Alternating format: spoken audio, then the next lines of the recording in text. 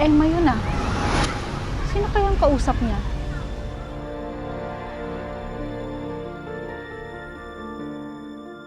Sinasabi ko na nga ba? Kaya mabigat ang loob ko sa babaeng yan.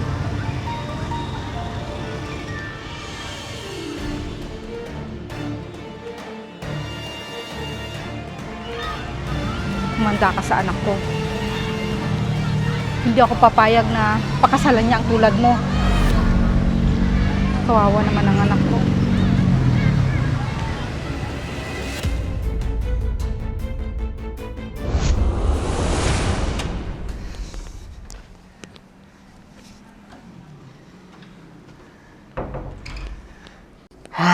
Sa wakas, babe. Malapit na tayong ikasal. Ilang buwan na lang. Magiging misis na kita. Oo nga eh. Kaso, kinakabahan ako, Brian. Bakit ka naman kinakabahan? Dapat nga maging masaya tayo. Kasi, magsasama na tayo sa iisang bubong.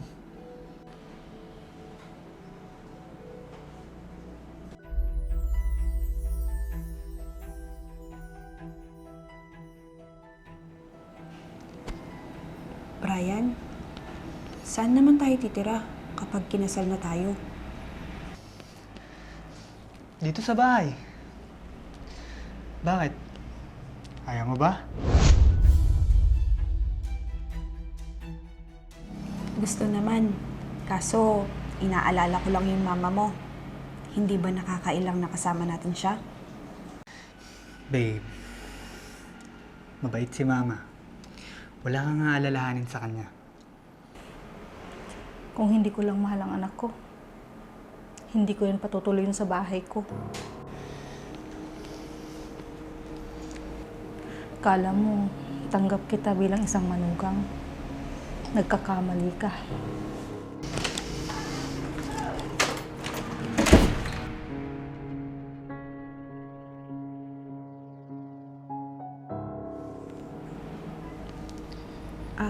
Brian, uuwi na muna ako. Baka matraffic ako mamaya. O sige, bukas na lang tayo magkita. Marami pa tayong aasikasuhin para sa kasal natin. Oo, sige babe.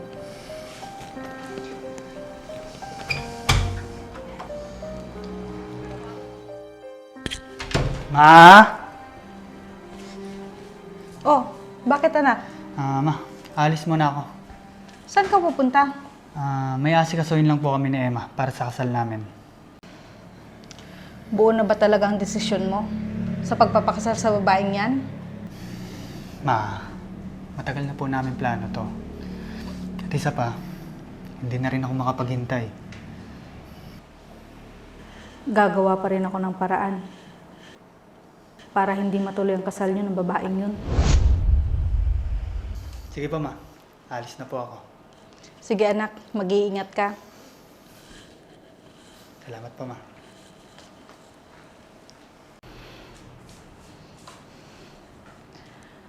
Ano kayang nakita ng anak ko sa babaeng yun?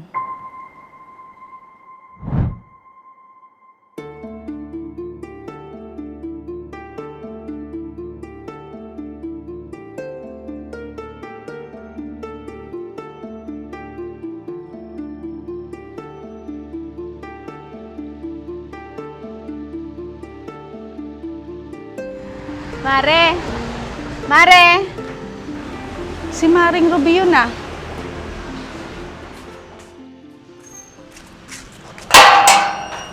Mare, kumusta ka na? Si Ruby to. Ikaw na yan, Maring Ruby. Halika sa loob, mainit dito. Sige.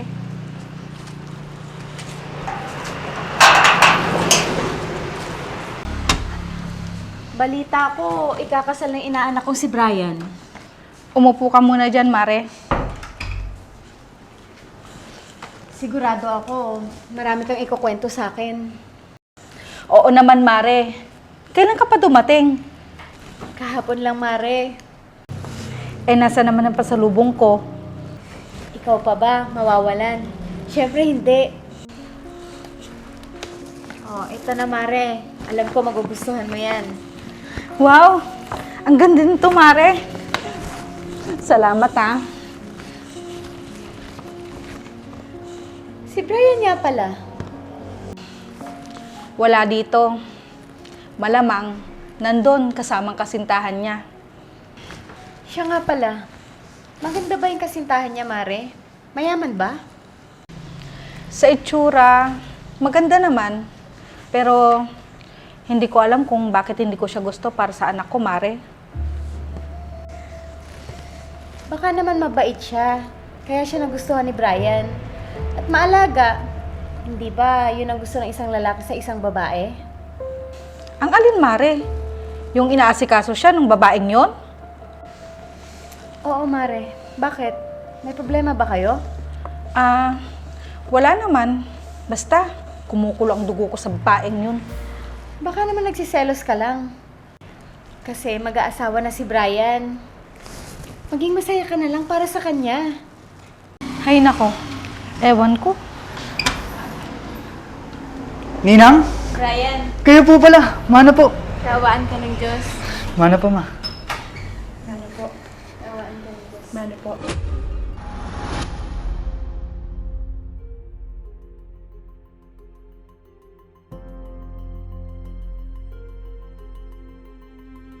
Ninang, kailan pa po kayo dumating? Kahapon lang. Ninang. Siya nga po pala. Si Emma. Ang fiancé ko po. Siya pala yung fiancé mo. Maganda siya, ah. Magaling kang pumili, Brian. Siyempre naman, Ninang. Ako pa ba? Sandali lang, Mare. Pupuntahan ko lang muna yung niluluto ko sa kusina. Sige, Mare.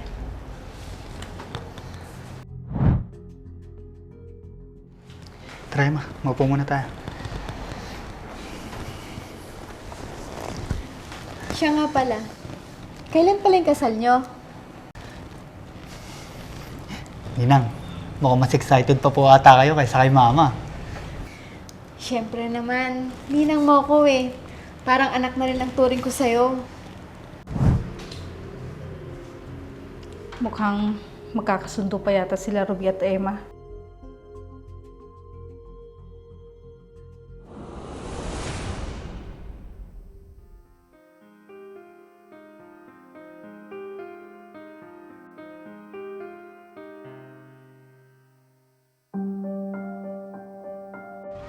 Si Emma yun ah. Sino kayang kausap niya?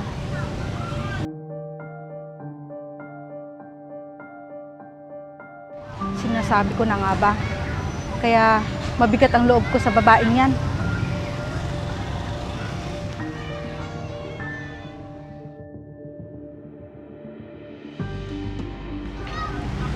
Humanda ka sa anak ko. Hindi ako papayag na pakasalan niya ang tulad mo. Kawawa naman ang anak ko.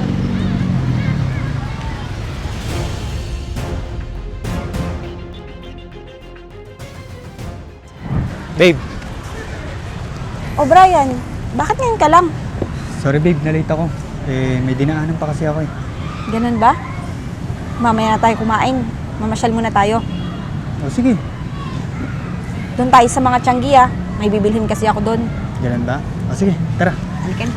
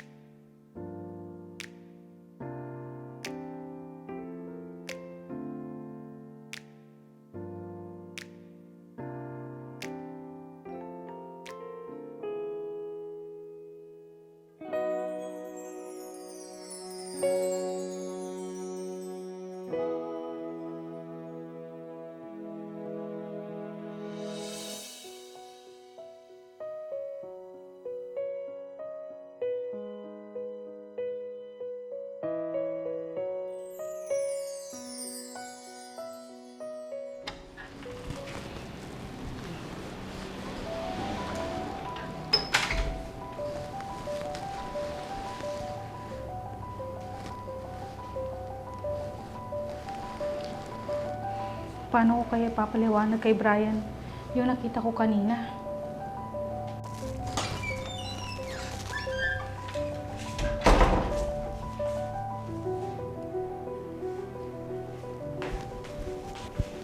Oh, ma. Bakit parang natutulala ka dyan? Wala anak. Nasaan pa lang kuya mo? Umalis po, ma. Pupuntahan daw niya po si Ate Emma. Ano? Saan daw? Naku, baka mamaya maabutan niya si Emma na may kausap na ibang lalaki. Baka kung anong mangyari sa anak ko.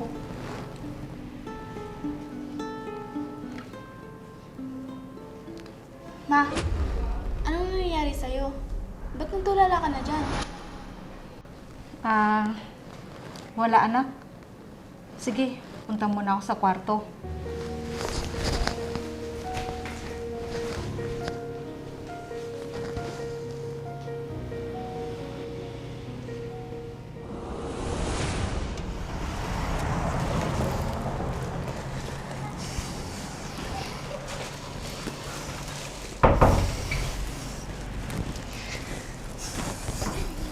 Ano? Nag-enjoy ka naman ba sa pinuntahan natin kanina? Oo naman. Salamat pala dito sa pinamili mo sa akin, ha?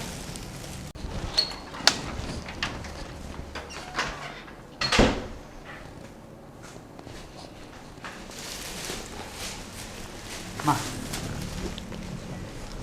Mano po?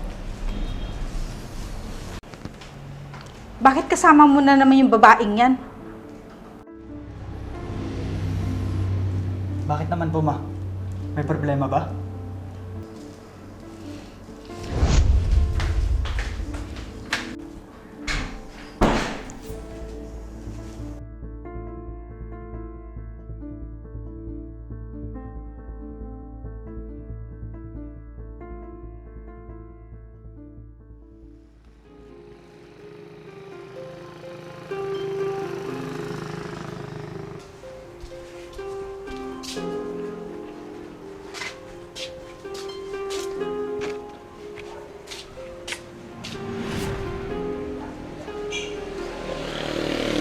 Si Tita Ruby yun, ah.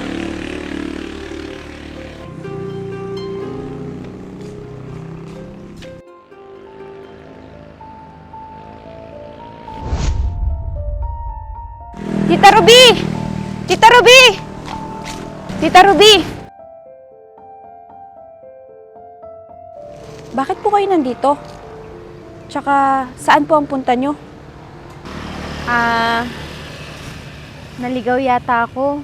Pupuntahan ko sana yung kamag-anak ko dito. Ganun po ba? Oo. Sige na. Hahanapin ko pa kasi yung kamag-anak ko dito. Gusto nyo po, tulungan ko kayo? Awag na. Baka kasi makaabala pa ako sa'yo. Sige na, aalis na ako.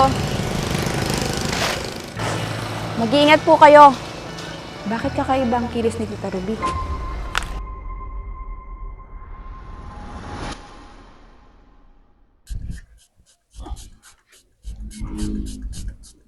Hindi kami pagdalo sa atin. Nakikinis eh. Una yung boy. Nagkinis mo't yung nagkintamati ka din naman. Pinagamagamit tamit ha. Ito ni, GR4 Extreme Degree, sir. Mahit nga pangikat ko ata. Ito mangkin nga grasa. Magaling mo lang dilugan ko ha. Nagdalos ni. Maya nagsilingain. Nay, Mahit ah. Nanay, nagdalos na kadena na nay. may cut pa iso nay.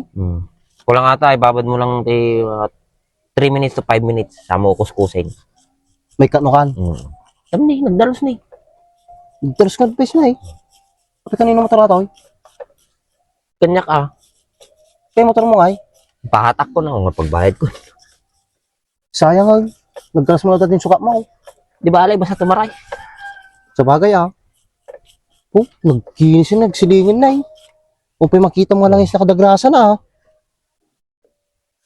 Kita mo na. Pagagatangan nga ikasta. Yung TikTok, Lazada, Shopee, da. Mabalin ng gurdura may salang. Balay, basta pagbayad mo. Gurdura ito mga raw ta gamitin mo di ka din ah. GR4 degree, sir. Oh, Kita mo na eh. Magmayat buya na yan. Dalos na eh. nagkinis na rin na eh.